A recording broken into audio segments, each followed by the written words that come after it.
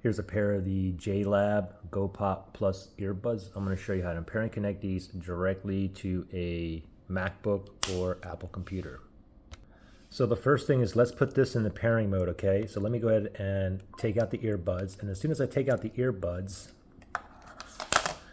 you'll know that it's in pairing mode if one of the buds is blinking blue, white, blue, white, blue, white, and the other one is a solid white, okay? I'm not getting any kind of light here, but when I first took it out, it said that the Bluetooth device is connected, okay? So I'm connected to a different device. So in order for me to put this in pairing mode, I can do two things, okay? One thing I can do is go to wherever my earbuds are connected to. It's connected to my iPhone here. Let me go to my settings. Let me go to my Bluetooth here.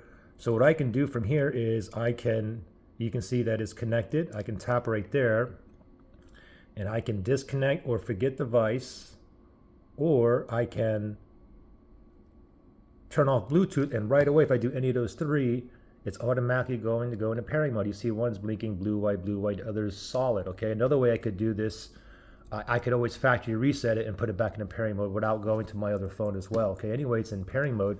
Now, go to your MacBook. We're going to go to the settings here, Bluetooth settings. Click on the Apple logo, top left-hand side. Go down to system settings right there, and then go to the search bar right there, and we'll type in Bluetooth.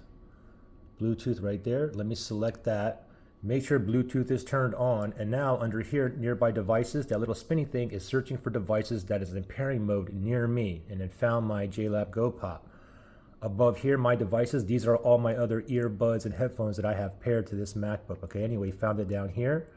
JLab, okay, go down here, click on connect. Still in pairing mode, give it 1 second here. And voila, we are now connected. Now, if you had any kind of issues or pairing or connecting issues, you can always factory reset these as well. If you want to do that, look in the link below in the description area.